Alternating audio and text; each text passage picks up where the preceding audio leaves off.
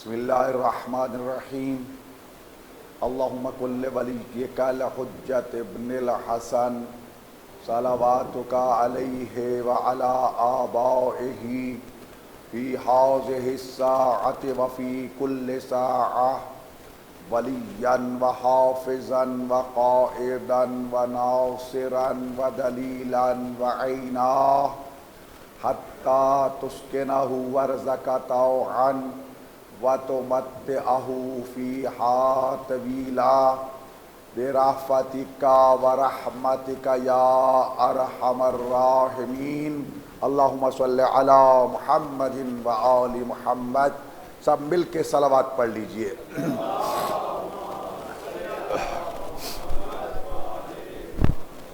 ایک مرتبہ پھر خاندان زہرا سلام اللہ علیہا پہ مل کر بلند آواز سے صلوات۔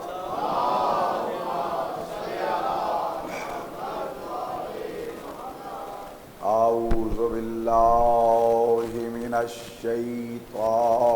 اللعین الرجیم، بسم اللہ الرحمن الرحیم، الحمد للہ رب العالمین والعاقبۃ للمتقین والصلاۃ والسلام علی سید الانبیاء والمرسلین ابی القاسم محمد صلوات۔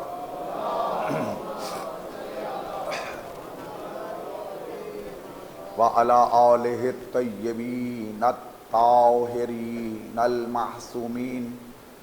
المظلومین الذین اذھب اللہ عنہم الرجس وطہرہم تطہیرا صلوات۔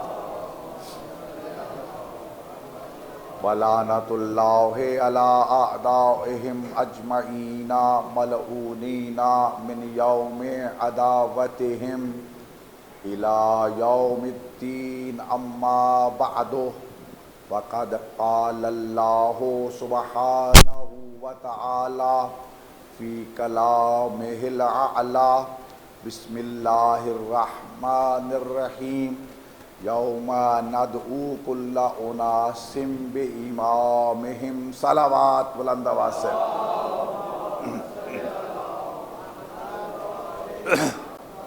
عزیزان گرامی، مالک کائنات سے دست و دعا ہے کہ کریم پروردگار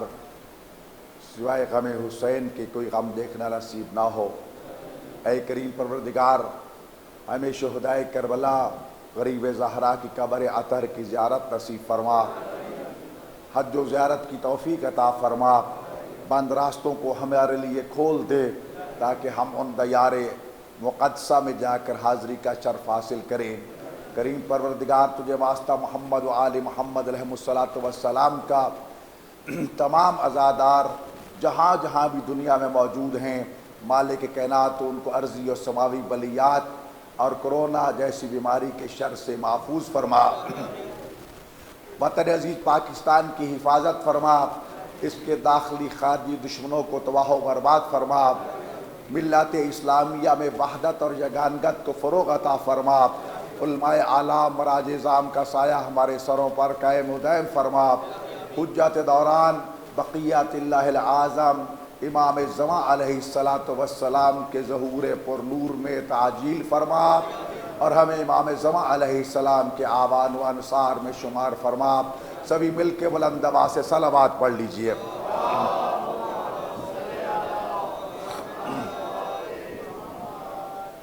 عزیزان گرامی، انتہائی اختصار کے ساتھ چند کلمات آپ کی خدمت میں پہنچانا چاہتا ہوں۔ سورہ بنی اسرائیل کی آیت مجیدہ نمبر 71 میں رب کائنات نے یہ ارشاد فرمایا کہ روز قیامت ہم ہر انسان کو اس کے امام کے نام کے ساتھ پکاریں گے، بلائیں گے۔ بعض لوگ اس آیت کا ترجمہ بے امامہم یعنی ان کے امام کے ساتھ کی بجائے اس امام کا ترجمہ کرتے ہیں، یعنی انہیں ان کی ماں کے نام کے ساتھ پکارا جائے گا، انہیں ان کی ماں کے نام سے بلایا جائے گا۔ امامیہ کے نزدیک تفاسیر محمد و آل محمد علیہ السلام کے نزدیک اس سے مراد امام ہے۔ باقی کئی مسلمان طبقات کے نزدیک اس کا ترجمہ ماں کیا جاتا ہے، لیکن ماں کا ترجمہ صحیح سمجھ نہیں آتا، اس لیے کہ اگر ماں ترجمہ کیا جائے تو پھر باپ کا تذکرہ کہاں ہوگا؟ والد جو ہے اس سے سلسلہ نسب چلتا ہے، لیکن ہم دیکھتے ہیں آج کی یورپین دنیا میں، امریکن دنیا میں، مغرب میں دیکھتے ہیں کہ پیدا ہونے والے بچے کا نام ماں کے نام کے ساتھ لکھا جاتا ہے، باپ کے نام کے ساتھ نہیں لکھا جاتا، کیونکہ وہاں پیدا ہونے والی ایک کثیر تعداد بچوں کی ایسی ہوتی ہے کہ جن کے باپ کا پتہ ہی نہیں ہوتا، اس لیے ماں کے نام کے ساتھ ان کا شناختی کارڈ بنتا ہے، ان کا نام لکھا جاتا ہے۔ تو عزیزان گرامی، اگر ہم دیکھیں تو ماں کا نام انہی کے ساتھ لکھا جائے گا، ماں کو انہی کے نام کے ساتھ پکارا جائے گا کہ جن کے باپ کا علم نہ ہو، لیکن جن کا باپ موجود ہو، یقیناً اگر پکارا ہی جانا ہے تو ابن فلاں بن فلاں پکارا جاتا ہے، کہ باپ کے نام سے پکارا جاتا ہے، لیکن یہاں باپ مراد نہیں، نہ ہی ماں مراد ہے، بلکہ ارشاد پروردگار ہے کہ ہم روز قیامت ہر انسان کو اس کے امام کے نام سے پکاریں گے۔ اب دیکھیے، کل بھی میں نے عرض کیا تھا کہ خداوند متعال نے ہمیں 12 امام عطا فرمائے، ہر امام معصوم امام ہے، ہر امام کی امامت پر یقین رکھنا، ایمان رکھنا واجب ہے۔ جب تک 12 کی امامت کو نہیں مانیں گے اس وقت تک ہم شیعہ نہیں کہلائیں گے، محمد و آل محمد کے پیروکار نہیں کہلائیں گے۔ اور اس کی بہت بڑی دلیل حضرت امام رضا علیہ السلام کا وہ فرمان، جب آپ مدینہ منورہ سے مامور رشید کے اصرار پر زبردستی خراسان کی طرف جا رہے تھے اور نیشا پور میں پہنچے، نیشا پور کے علماء نے، محدثین نے آپ سے، آپ کے آباء و اجداد کے سلسلہ حدیث سے اور سلسلہ سند سے احادیث کو بیان کرنے کی درخواست کی، تو سرکار امام رضا علیہ السلام نے 2 حدیثیں بیان فرمائی تھیں۔ پہلی حدیث یہ تھی کہ مجھ سے میرے بابا امام موسیٰ کاظم علیہ السلام نے بیان فرمایا، ان سے ان کے بابا امام جعفر صادق علیہ السلام نے بیان فرمایا، ان سے ان کے بابا امام محمد باقر علیہ السلام نے بیان فرمایا، ان سے ان کے بابا امام زین العابدین علیہ السلام نے بیان فرمایا، ان سے ان کے بابا سید الشہداء حضرت امام حسین علیہ السلام نے بیان فرمایا، ان سے ان کے بڑے بھائی امام حسن مجتبیٰ علیہ السلام نے بیان فرمایا، ان سے ان کے بابا علی ابن ابی طالب علیہ السلام نے بیان فرمایا، علی ابن ابی طالب علیہ السلام سے سید المرسلین خاتم الانبیاء رحمت العالمین ہمارے جد بزرگوار سرکار محمد مصطفیٰ نے بیان فرمایا، اور ختمی مرتبت نے یہ ارشاد فرمایا کہ مجھ سے آ کے جبرائیل امین نے یہ بیان کیا کہ اللہ تعالیٰ یہ ارشاد فرماتا ہے کلمۃ لا الہ الا اللہ اسمی، کہ لا الہ الا اللہ کا کلمہ میرا قلع ہے، فمن قال لا الہ الا اللہ، پر جس کسی نے لا الہ الا اللہ پڑھا فدخل فی حصنی، وہ میرے قلعے میں داخل ہو گیا، امن من عذابی، میرے عذاب سے بچ گیا۔ امام جب یہ بیان فرما چکے، لوگوں نے ایک دوسرے کو دیکھا، آپس میں سوچا کہ یہ تو بہت آسان نسخہ ہے، بس لا الہ الا اللہ کا ورد کرتے رہیں گے، اللہ کے کلے میں داخل ہو جائیں گے، اللہ کے عذاب سے بچ جائیں گے۔ جب امام رضا علیہ السلام نے ان کے چہروں کو پڑھا، ان کے دلوں کو پڑھا، تو اپنے چہرہ انور سے نقاب الٹ کے انہیں مخاطب کر کے فرمایا، او نیشاپور کے لوگوں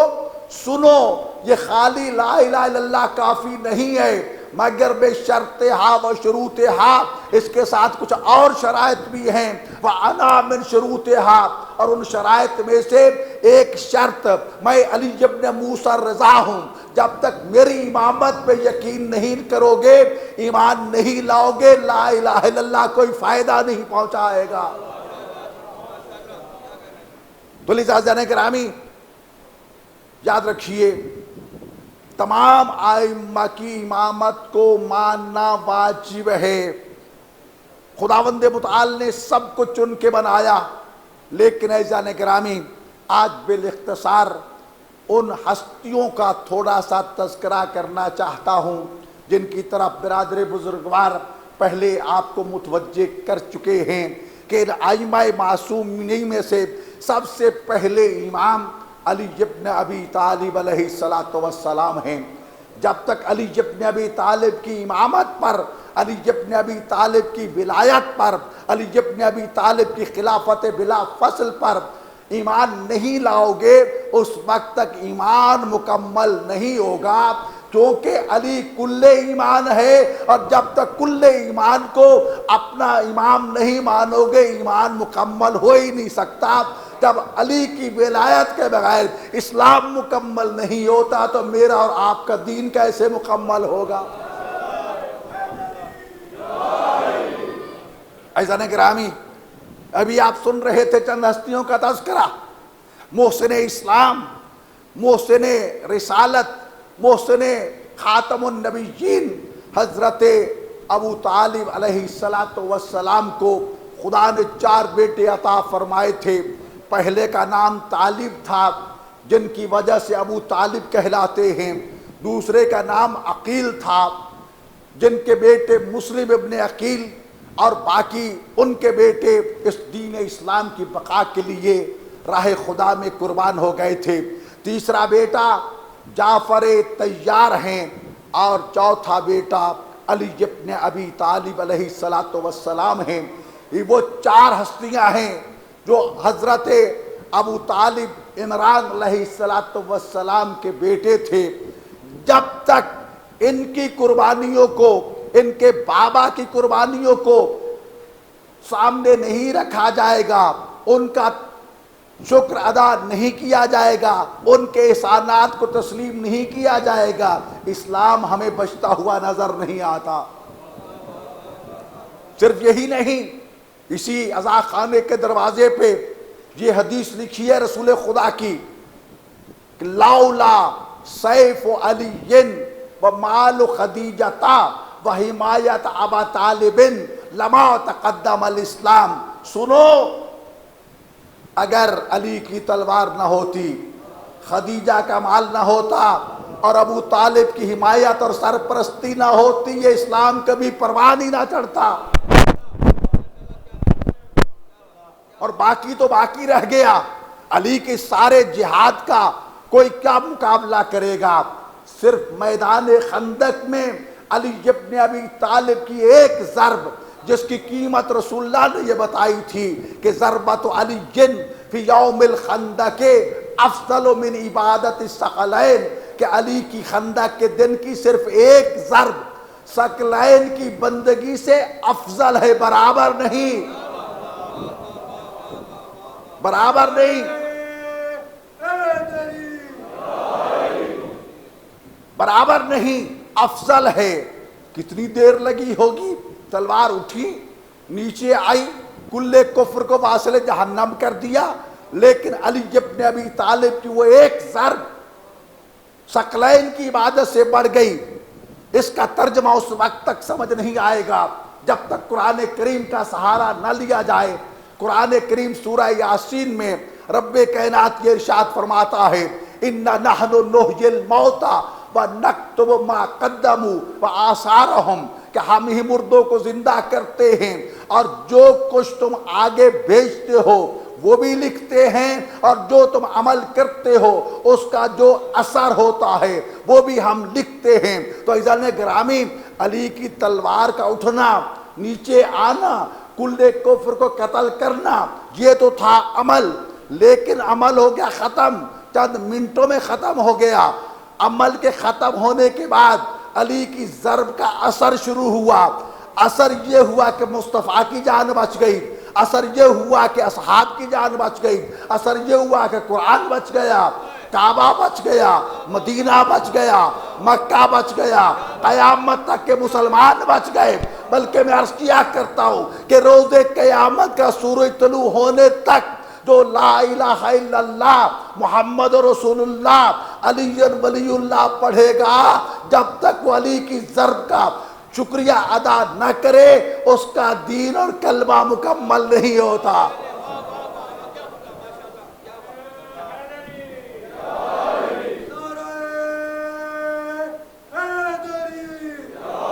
عزیزان گرامی،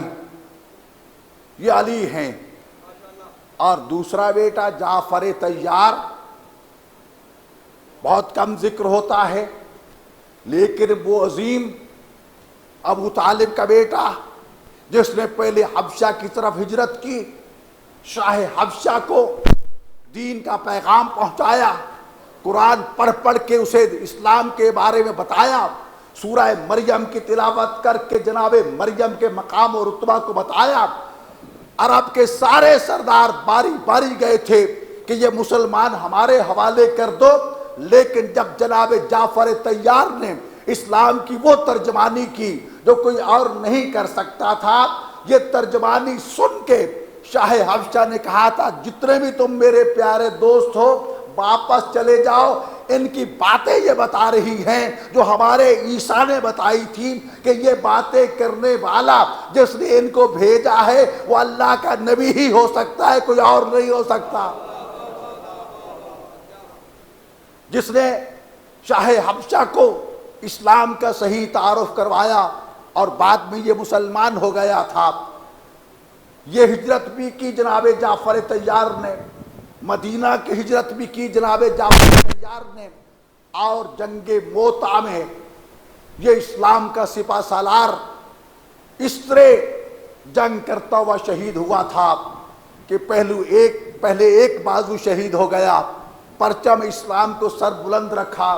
پھر دوسرا بازو شہید ہو گیا، پرچم اسلام کو سر بلند رکھا،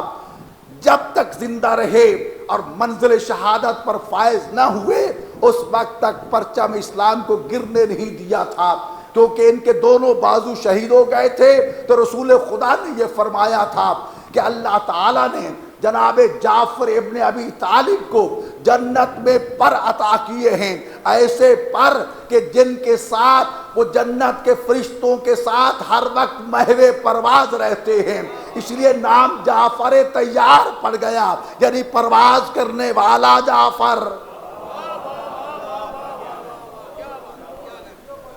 تو جبر بھائیو، اب آگے میں چلنا چاہتا ہوں، بڑے اختصار کے ساتھ آج چند گزارشات کرنی ہے۔ اب ایک طرف جعفر طیار کا بیٹا ہے جناب عبداللہ ابن جعفر طیار، یہ وہ شہزادہ ہے جو بہت بڑا سخی تھا، عرب والے ان کو جواد العرب کہتے تھے، یعنی عرب کا سب سے بڑا سخی جناب عبداللہ ابن جعفر طیار، جن کے دروازے پر اگر کوئی سائل ایک مرتبہ آ جاتا پھر اسے مانگنے کی ضرورت نہیں رہتی تھی۔ آپ کی قبر مبارک آج بھی جنت البقیع میں موجود ہے، اور جب ہم ان کی زیارت پڑھتے ہیں تو اس میں لکھا ہوتا ہے السلام علیکہ یا جواد العرب یا عبداللہ ابن جعفر طیار، اے عرب کے سب سے بڑے سخی، اے عبداللہ ابن جعفر طیار، آپ پر ہمارا سلام ہو۔ یہ وہ عظیم ہستی ہے عزیزان گرامی۔ اور دوسری طرف کائنات کے امیر المومنین یعصوب الدین امام المتقین علی بن ابی طالب، یاد رکھیے کائنات میں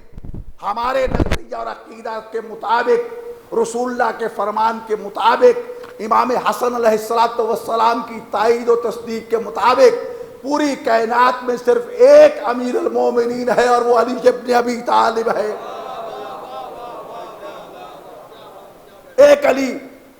اس کے علاوہ کوئی امیر المومنین نہیں۔ اور ارشاد نبوی ہے قرآن کریم میں ہر وہ آیت جو یا ایھا الذین آمنو سے شروع ہوتی ہے کہ اے ایمان والو، وہ جو بھی ایمان والا ہے ان کے سید و سردار اور اس کے امیر کا نام ہے علی بن ابی طالب۔ میرے بھائیوں،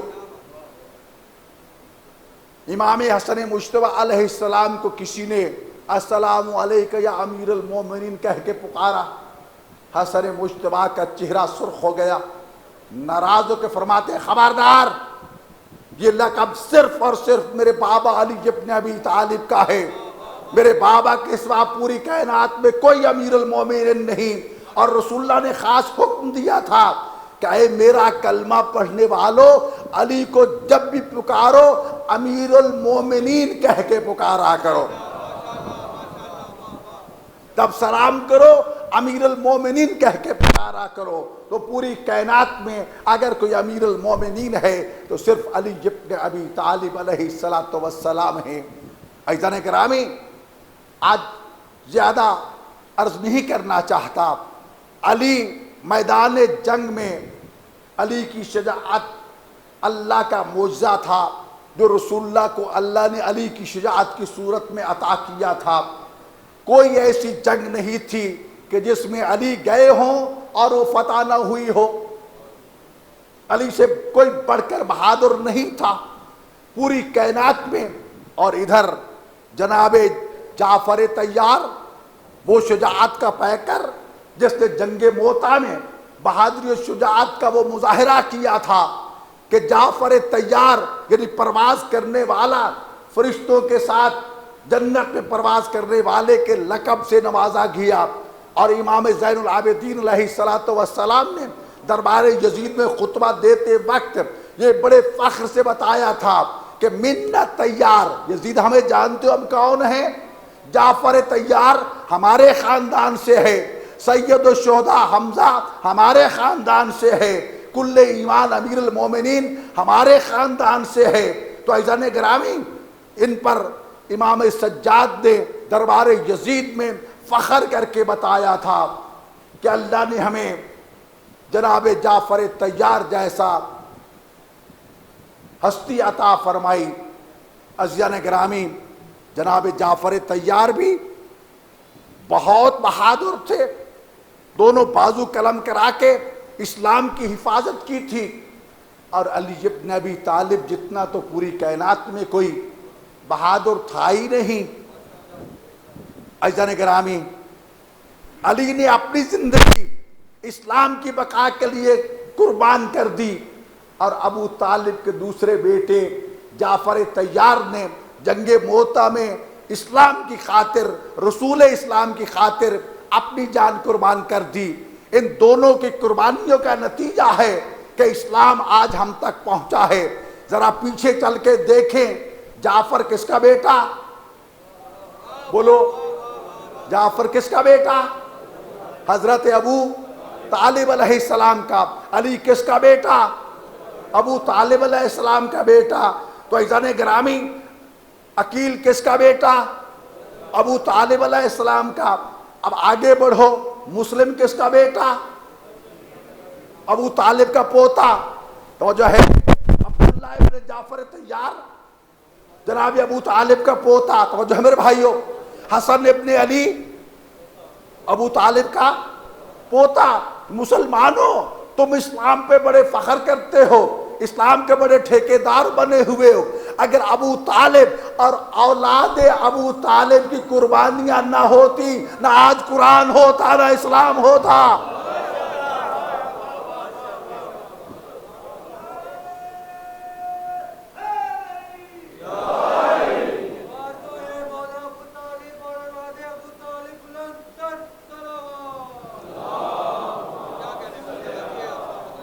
اگر ابو طالب اور اولاد ابو طالب کی قربانیاں نہ ہوتی تو آج اسلام ہمارے پاس نہ ہوتا۔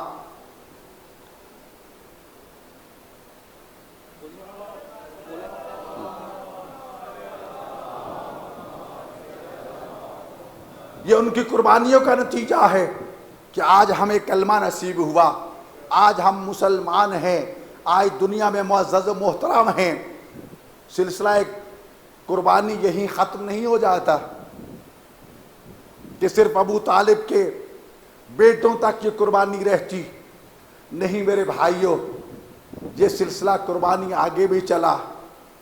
عقیل کے بیٹے مسلم نے جان قربان کر کے اسلام کا دفاع کیا اور راہ کربلا کا سب سے پہلا شہید کہلایا۔ جعفر طیار کا بیٹا ابو عبداللہ بے شک کسی وجہ سے، بیماری کی وجہ سے حسین کے ساتھ کربلا نہیں آ سکے، لیکن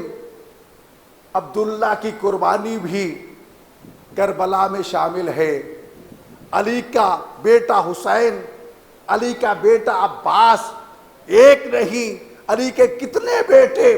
کربلا میں اسی دین کی خاطر قربان ہو گئے، تب جا کر یہ دین بچا۔ تو عزیزان گرامی، سارے کا سارا خاندان تو ابو طالب کا قربانی پیش کر رہا ہے اور دین کے ٹھیکیدار کوئی اور بن جاتے ہیں۔ تعصب کی عینت اتار کے دیکھا کرو کہ اسلام میں خرچ کس کا ہوا، یا خدیجہ کا خرچ ہوا یا ابو طالب کا خرچ ہوا، یا خدیجہ کی اولاد تھی یا ابو طالب کی اولاد تھی۔ عزیزان گرامی، آج جناب جعفر طیار کے ان بیٹوں کی قربانی کا مختصر سا تذکرہ کرنا چاہتا ہوں۔ جب حسین مدینہ سے روانہ ہوئے نا، تو حسین کے بیٹے بھی ساتھ تھے، عقیل کے بیٹے بھی ساتھ تھے، باقی بنی ہاشم بھی ساتھ تھے، لیکن جناب عبداللہ بیماری کی وجہ سے ساتھ نہ آ سکے نا۔ اور جب جناب زینب جو جناب عبداللہ کی زوجہ تھیں، امیر المومنین علی ابن ابی طالب کی بیٹی تھیں، وہ جعفر طیار کا بیٹا تھا، یہ علی کی بیٹی تھیں، تو جو ہے میرے بھائیوں یہ فاطمہ کی بیٹی تھیں۔ جب اجازت لینے کے لیے گئی نا بھائی سے یہ کہہ کے کہ اگر میرے شوہر نے مجھے اجازت دے دی تو ساتھ لے جانا، اگر اجازت نہ دی تو بھیا میں تیرے بغیر زندہ نہیں رہ سکتی، میرا جنازہ پڑھ کے جانا۔ علماء مقاتل بیان کرتے ہیں جب زینب جناب عبداللہ کی خدمت میں پہنچی تو نہ صرف جناب عبداللہ نے اجازت دے دی بلکہ فرمایا اے بنت علی یہ پورا گھر بھرا پڑا ہے، جس چیز کی ضرورت ہے یہاں سے اٹھا لو۔ لیکن بعض علماء مقاتل کہتے ہیں کہ بطول کی بیٹی نے صرف ایک چادر لی، اور جناب عبداللہ نے جب کہا نا اے علی کی بیٹی تو نے باقی مال کیوں نہیں اٹھایا، شاید یہ کہا ہو دعا کرو ظالم یہ چادر ہی میرے پاس رہنے دے۔ جب جانے لگے تو جناب عبداللہ نے کہا اے بنت امیر المومنین، جب علی اکبر اپنی قربانی پیش کریں آنو محمد کو ساتھ لے جاؤ، ان کو میری طرف سے اپنی طرف سے قربان کر دینا۔ عزادارو، زینب اپنے دونوں بیٹوں کو لے کر اپنے بھائی کے ساتھ کربلا پہنچی، اور یاد رکھیے شب عاشور دونوں بہن بھائی کافی دیر تک ایک دوسرے کی زیارت کرتے رہے اور ساری رات بیٹھ کے آئندہ کا پروگرام اور منصوبہ بناتے رہے۔ ایک بات یاد رکھیے، شب عاشور میں حسین نے زینب سے ایک خاص بات کہی تھی، اے حسینیو، اے عزادارو، یہ بات جھنجھوڑتی ہے ہمیں کہ زینب بہن میرے بعد مجھے نماز تہجد میں یاد رکھنا۔ امام جانتے تھے کہ میری بہن رسن بستہ بے پلان اونٹوں پر سرننگے سفر کرے گی، لیکن پھر بھی جانتے تھے واجب نماز تو واجب، میری زینب مستحب نماز تہجد بھی نہیں چھوڑے گی۔ او کنیزان زینب اور کنیزان زہرا، اے جناب سیدہ کے غلاموں، جناب زہرا تو اور جناب سیدہ زینب تو مستحب نماز بھی قضا نہ کریں، اور ہم ان کے ماننے والے اگر واجب کے تارک ہو جائیں، غلامی زیب نہیں دیتی۔ اے جان گرامی، شب عاشور جہاں امام حسین علیہ السلام نے اپنا ایک بہت سا وقت اپنے اصحاب کے درمیان گزارا تھا نا، اور اس کے بعد خیموں میں آئے تھے، ایک ایک خیمے کا جب معائنہ کیا تو جناب زینب سلام اللہ علیہ کے خیمے میں بھی گئے تھے۔ کیا دیکھتے ہیں کہ زینب آن و محمد کو لے کر خیمے میں بیٹھی ہے، اپنے دونوں بیٹوں کو خیبر و خندق کے واقعات سنا رہی ہے، اور یہ کہہ رہی ہے کہ میرے شہزادوں، تم حیدر کرار کے نواسے ہو، تم جعفر طیار کے پوتے ہو، کل جب میدان کارزار سجے گا نا، تمہیں نہ بتانا پڑے کہ تم جعفر طیار کے پوتے حیدر کرار کے نواسے ہو، ایسے جنگ کرنا کہ دشمن خود پکار کے کہے کہ یہ جنگ کرنے والا کوئی عام نہیں، یہ علی کی شجاعت کے وارث ہے یا جعفر طیار کی شجاعت کے وارث ہے۔ عزادار دونوں شہزادے کہتے اماں ماموں سے اجازت آپ لے دینا، ہم اس طرح جنگ کریں گے اور اپنے ماموں پہ جان قربان کریں گے، باقی شہیدوں کے لاشیں تو گنج شہداء میں آئیں گے، ہمارے لاشیں بھی گنج شہداء میں نہیں آئیں گے۔ عزاداروں، عاشور کی شب ڈھل گئی، روز عاشور آ گیا، ایک ایک جان نثار قربانی دے رہا ہے، فرزند زہرا کے قدموں پر جان نثار کر رہا ہے۔ دونوں شہزادے بار بار اپنے ماموں کی خدمت میں جاتے ہیں، ہمیں اجازت دے دو، فرماتے ہیں کہ تم میری بہن کی نشانی ہو، تم جعفر طیار کی نشانی ہو، تم عبداللہ کی نشانی ہو۔ پھر واپس جاتے ہیں، اماں ہمیں ماموں سے اجازت لے کے دو۔ عزاداروں، 3 دن کے پیاسے بھوکے شہزادے، بالآخر اجازت ملتی ہے۔ دونوں شہزادے جب میدان کربلا میں جاتے ہیں نا تو آپس میں جنگ کا منصوبہ بناتے ہیں، بھیا اس طرح کریں، میرا داہنا ہاتھ باہر ہوگا،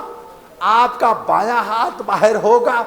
ہم دونوں ہاتھ اندر میں ملا لیں، گھوڑے آپس میں جوڑ لیں، پہلے ایک ایک ہاتھ سے جنگ کرتے ہیں، جب یہ ہاتھ زخمی ہو گئے یا کٹ گئے تو گھوڑوں کی سمت بدل لیں گے، کٹے ہوئے زخمی ہاتھوں کو اندر کر لیں گے، دوسرے ہاتھوں سے لڑیں گے۔ یہ جنگ کی ترتیب اس استاد نے سکھائی تھی جو کبر بنی ہاشم تھا، اور پیچھے سے دعائیں دے کے کہہ رہا تھا شاباش میرے بچوں، گھبرانا نہیں ہے۔ عزادر و زینب کے بیٹے، عبداللہ ابن جعفر طیار کے بیٹے 3 دن کے بھوکے پیاسے مقتل کو روانہ ہوتے ہیں، دونوں گھوڑے جوڑ لیتے ہیں، جنگ کرتے کرتے جب دونوں کے باہر کے پہلو زخمی ہو جاتے ہیں نا، پھر آپس میں کہتے بھیا اب پہلو بدل لیں، دوسرے ہاتھوں سے جنگ شروع کریں۔ عزادر دونوں بھائیوں نے پہلو بدل لیے